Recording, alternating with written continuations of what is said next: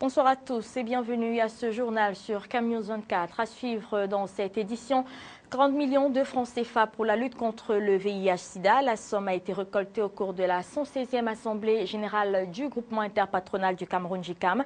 C'était ce 12 décembre. La dite assemblée a été présidée par le président du JICAM, André Fotso, en présence des chefs d'entreprise, du ministre de la Santé publique, André Mamafouda, et du directeur général de la CRTV, Amadou Valmouké, invité d'honneur à ce rendez-vous.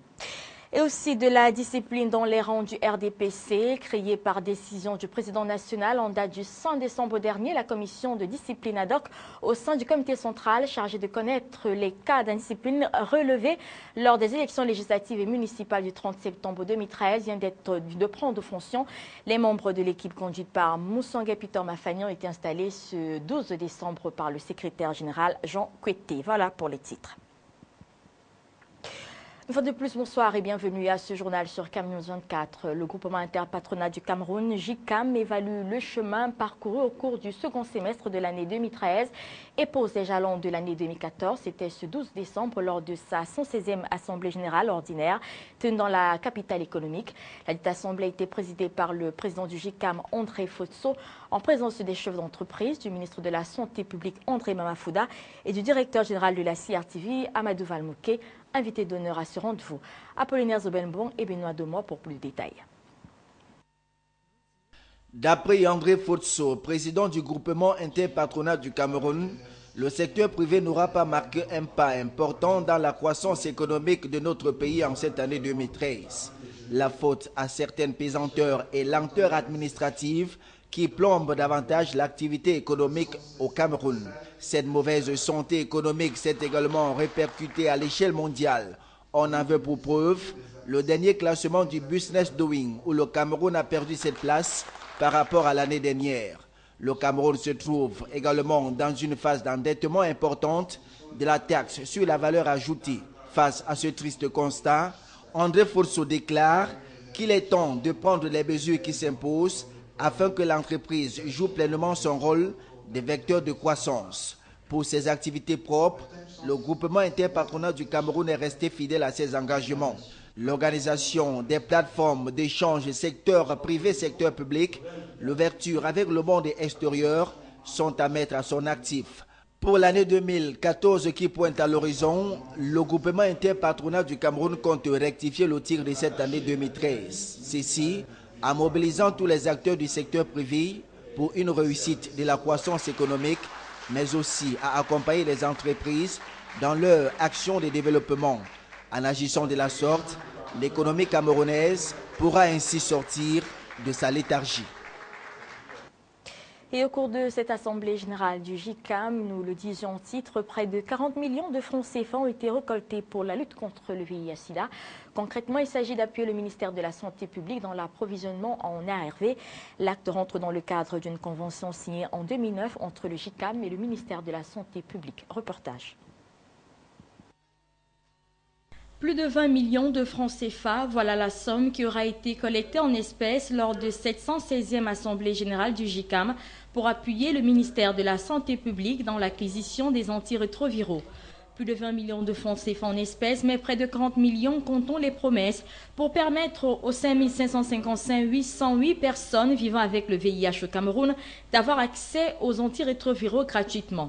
L'acte rentre dans le cadre d'une convention signée en 2009 entre le groupement interpatronal du Cameroun et le ministère de la Santé publique. Ce 12 décembre est donc la journée officielle où concrètement les premières entreprises ont commencé à contribuer spontanément. Il aura donc fallu 4 ans pour trouver les termes pratiques de l'accord qui lie les deux entités. 4 ans pour aboutir à l'ouverture d'un compte intitulé Mine Santé JICAM ARV. Nous pensons que le mouvement est amorcé et nous pensons également que cet effort supplémentaire va nous permettre de mieux prendre en charge les personnes éligibles au traitement. Malgré cet élan de cœur du secteur privé, plusieurs entraves persistent à ce jour dans la lutte contre le VIH, a rappelé le ministre André Mamafouda dans son propos liminaire. En effet, sur les 5 555 808 personnes vivant avec le VIH, seuls environ 122 783 bénéficient du traitement ARV. Le reste ne l'étant pas, soit faute de prise en charge, mais surtout faute de connaissance de leur statut stérologique. Aussi, le ministre de la Santé publique a interpellé les différents chefs d'entreprise à organiser régulièrement des séances de dépistage dans leurs structures. Conscient que l'acte du jour, bien que louable, représente une goutte d'eau à la mer, le ministre de la Santé publique en a profité pour interpeller à la bonne volonté de tous afin d'acquérir plus d'ARV pour les malades, car à ce jour, près de 267 075 personnes en ont besoin. Malgré la légère baisse enregistrée cette année, le taux de prévalence du sida reste encore élevé, soit 4,3% en 2012. Il est de 4,8% dans le monde du travail, une bonne raison de ne pas baisser de vigilance et de se sentir tous concernés. Et ajoutons à la suite de cet élément que deux autres conventions lient désormais le groupement interpatronal du Cameroun à la télévision nationale et à l'IAI Cameroun. Il s'agit pour le GICAM d'accroître sa visibilité dans le cadre de la première convention en diffusant des programmes sur la télévision nationale et de s'arrimer aux technologies de l'information et de la communication par la formation de ses membres par l'IAI Cameroun. Parlons à présent du développement local. Un atelier national de validation du guide d'organisation de promotion d'une économie locale communale s'est ouvert ce 12 décembre sur les hauteurs du mont Fébé, c'est à Yaoundé. Il est question pour le ministère de l'économie, du plan et de l'aménagement du territoire et les participants d'interroger la problématique et du comment organiser ou promouvoir l'économie communale. Très précision dans cet élément signé Alexis Kodamougou, Donald Anouzwa avec le récit de Michel Ateba. À l'heure de la décentralisation et du transfert effectif des compétences de l'État aux communautés territoriales décentralisées, l'atelier de Yaoundé vise à donner aux acteurs impliqués dans le processus du développement local les outils susceptibles de les aider à promouvoir l'émergence d'une économie locale dynamique. Parce que c'est souvent à ce niveau-là, il ne suffit pas d'avoir un outil supplémentaire, mais il faut mettre les communes dans une condition de pouvoir exercer, de pouvoir acter, pour que réellement on puisse booster les économies locales. Les bénéficiaires, qui ne sont autres que les élus locaux, se félicitent de la tenue de cet atelier. Tout à l'heure, un outil qui aidera les responsables des collectivités territoriales décentralisées dans leur plan de développement, à mettre en œuvre les plans de développement dans les localités respectives. Ce document, de pouvoir mieux s'imprégner du contenu de ce document et puis de pouvoir dans les localités différentes, faire créer des emplois et la richesse. Au cours de ces assises, les groupes de travail vont présenter aux participants des exposants aux thèmes variés à même de déboucher sur la validation du guide d'organisation et de promotion d'une économie locale communale. Autre actualité qui meuble ce journal, c'est cette affaire ministère public État du Cameroun contre 3 établissements de microfinance et quelques officiers supérieurs des forces de défense. Le tribunal criminel spécial qui a ouvert les débats ce 11 décembre 2013 par les dispositions des témoins de l'accusation. À chacune des personnes auditionnées, il était demandé de décrire le processus de création et d'attribution de matricules aux agents de l'État, ainsi que la formule règlement de la solde des fonctionnaires. Le point de cette audience, c'est avec Salomon Foué et le récit de Divinapi. Les faits objets du litige se sont déroulés courant 2001-2004 dans un délai légal des poursuites. Au moyen de création de 27 matricules suivis de virements de salaires fictifs, 3 établissements de microfinance dont la FIFA, Money Opportunity, Fodis et quelques officiers supérieurs des forces de dépenses ont pu délaisser le solde de l'État d'une bagatelle somme de 480 millions de francs CFA. Les mises en cause auraient bénéficié des complicités à différents niveaux de l'administration, des complicités dont la vérification matérielle des dossiers physiques initiée par le tribunal s'est avérée infructueuse du fait de l'inexistence des archives au ministère des Défenses. Que retenir donc de ces premiers témoignages si pour le chef de la cellule informatique, aucune œuvre humaine n'est parfaite? On aura en revanche appris des déclarations du directeur de la dépense, de personnel et des pensions en charge des virements des salaires des fonctionnaires que les matricules querellés ont été immédiatement supprimés et les virements y afférents suspendus suite à une réquisition du service central de recherche de la gendarmerie. Curieusement, le service de la solde et des pensions de la payerie générale, qui avait antérieurement validé les 27 dossiers litigieux, n'a jamais reçu la moindre réclamation des présumées victimes aux fins de quelques éventuelles reprises en solde. La cause a été renvoyée le 6 janvier 2014 pour audition des témoins de la défense. Et nous le disions également au titre, créé par décision du président national en date du 5 décembre dernier, la commission de discipline ad hoc au sein du comité central chargée de connaître les cas d'indiscipline relevés lors des élections législatives et municipales du 30 septembre 2013 vient de prendre fonction. Les membres de l'équipe conduite par Moussanga et Peter Mafani ont été installés ce 12 décembre par le secrétaire général Jean Koueté. Alexis Kodamogou et Dona Anouzwa.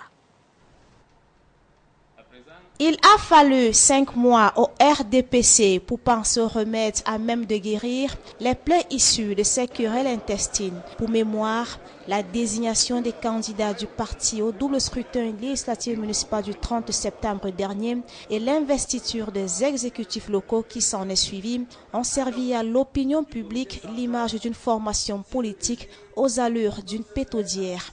Le parti semble s'être pris au piège de ses propres flammes.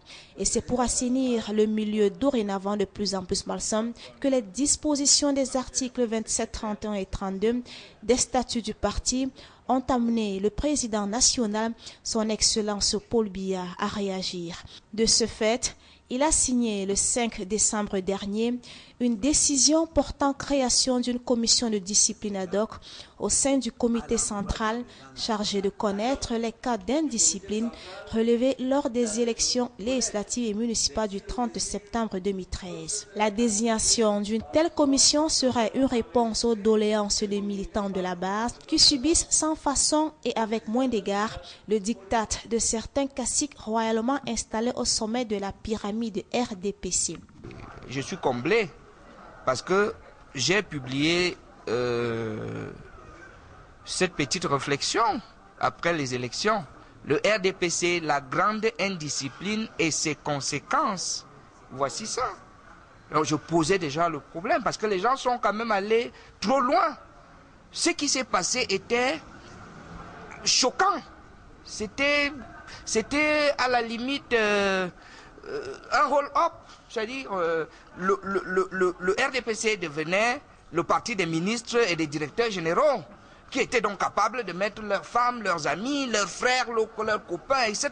Voilà ce que tout le monde a vu.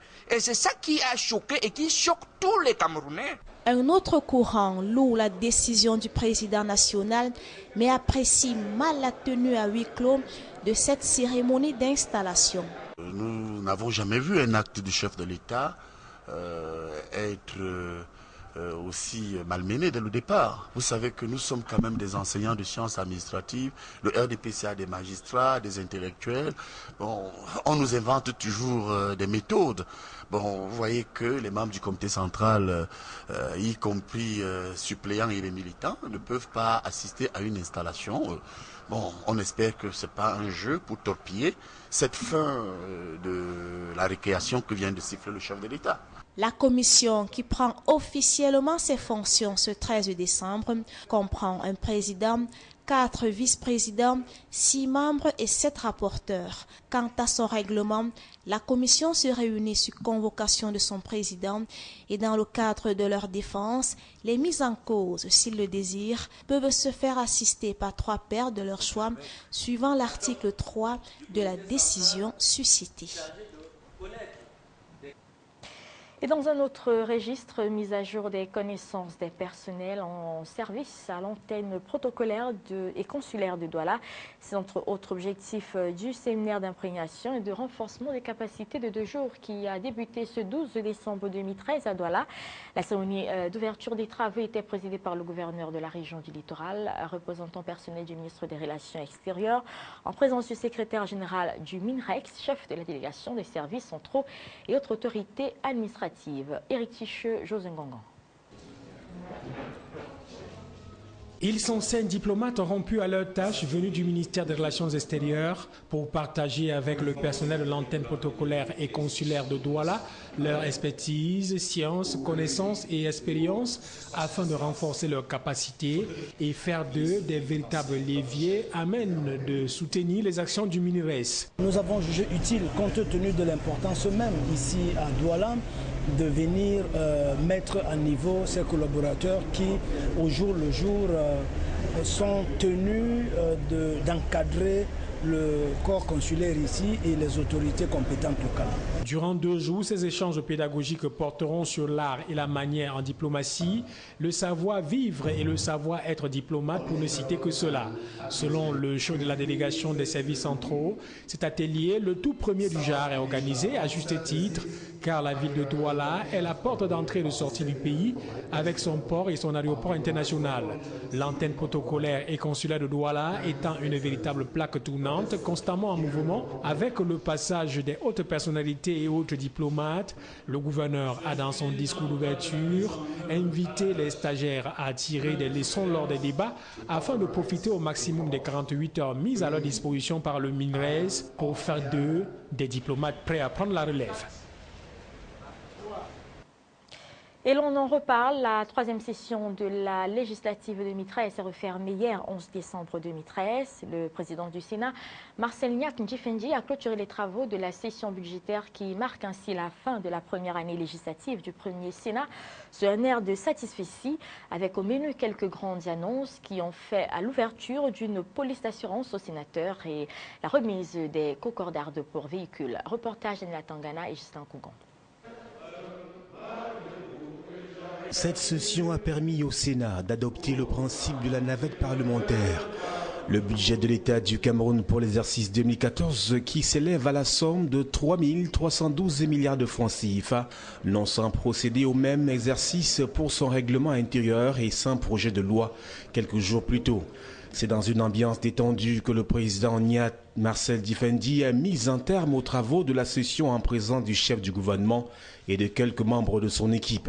Le discours d'un quart d'heure prononcé pour la circonstance a permis à Marcel Ndifendi de distribuer une pluie de félicitations à ses camarades sénateurs. L'essentiel de cette session parlementaire, appelée d'ailleurs session budgétaire, était consacré à l'examen de la loi de finances 2014, même si au début nous avons étudié et adopté 4 lois d'intérêt un peu mineur. Nous avons examiné en profondeur ce projet et nous avons interrogé la quasi-totalité des membres du gouvernement sur la portée des mesures prises dans chacun des départements ministériels qu'ils dirigent. Et nous avons eu pour l'essentiel les réponses appropriées aux questions et préoccupations des sénateurs. Pour l'excellent travail accompli malgré les 7 mois d'existence du Sénat. Pour Marcel Ndifendi, le Sénat a joué pleinement son rôle, au-delà même des espérances, et ce devoir du travail accompli doit se poursuivre tout au long de cette législature pour que rien ne vous détourne de l'objectif attendu, à savoir œuvrer au développement des collectivités territoriales décentralisées et contrôler l'action gouvernementale, a-t-il déclaré. Dans le même sillage, le secrétariat général a été salué pour le dynamisme et la bonne tenue des travaux. C'est un président visiblement très comblé qui a adressé ses souhaits de bonnes fêtes aux sénateurs ainsi qu'à leurs familles respectives à 13 jours de la nativité. Gardant le meilleur pour la fin, l'annonce de la souscription d'une assurance maladie aux sénateurs et la mise à disposition des cocardes pour les véhicules des représentants des collectivités territoriales décentralisées a été savamment applaudi par l'Assemblée. Rendez-vous est pris pour mars 2014 pour la première session ordinaire de la nouvelle année qui marquera l'entrée en vigueur du budget du Sénat évalué à 15 milliards 200 millions de francs CFA. Dans le nord-ouest du pays, le gouverneur invite les populations et les acteurs du maintien de l'ordre et de la paix à redoubler d'efforts et à plus de vigilance pour la sécurisation des frontières en cette période de fin d'année. C'était à la faveur de la réunion de coordination régionale du maintien de l'ordre tenue à Kumbo ce mercredi 11 décembre, sous la houlette bien sûr du gouverneur de la région du nord-ouest, Adolphe Lélé-Lafrique. Clémence Nyamda, Frombala et Altiche pour le récit. Tenu dans la salle de conférence de la délégation départementale du ministère de l'économie, de la planification de l'aménagement du territoire de Kumbo, cette réunion de coordination, la dernière de l'année en cours, s'est achevée sur une note de satisfaction générale. Nombre de recommandations ont été données par le gouverneur Adolphe Lélé-Lafrique à ses collaborateurs. Le gouverneur de la région n'a pas manqué de féliciter l'ensemble des populations pour leur maturité et leur responsabilité pour la paix qui a prévalu avant, pendant et après la double échéance violence du 30 septembre dernier dans le département du Mbuyi. Si le climat est plutôt calme, mais cela ne devrait pas amener les forces de maintien de l'ordre, les autorités administratives et les populations à baisser la garde. Au cours de cette réunion, un accent particulier a été mis sur la vigilance à observer au niveau des frontières afin d'éviter l'invasion de la secte Boko Haram dans la région. Une rencontre qui permet au numéro 1 de la région de décerner de la médaille de chevalier de l'ordre de la valeur au préfet du département du Mbuyi. Théophile Zeki, puisqu'il s'agit de lui, voit les efforts de ces années de dur labeur compensés par le chef de l'État. En dehors de sa casquette de préfet, il est désormais administrateur civil principal exceptionnel. Et nous voici hors de nos frontières, en Afrique du Sud. Des milliers de Sud-Africains continuent de défiler devant le cercueil de Mandela à Pretoria. En Ukraine, les manifestants pro-européens tiennent bon à Kiev. Ils entament leur 4e semaine de contestation, tandis qu'en Espagne, la Catalogne défie Madrid et annonce un référendum sur l'indépendance fin 2014. La page étrangère résumée par Divinapi. Les Sud-Africains continuent de défiler par milliers devant le cercueil de Nelson Mandela à Pretoria. Le corps de Madiba sera transféré samedi dans sa province natale avant l'inhumation dimanche à Konu, le village de son enfance où les préparatifs vont bon train. Aéroport rénové, sécurité renforcée et construction d'un chapiteau pouvant accueillir jusqu'à 5000 personnes. Début d'une 4e semaine de contestation pour les opposants pro-européens en Ukraine. La veille, les forces de l'ordre ont tenté en vain de prendre d'assaut leur camp installé dans le centre de Kiev.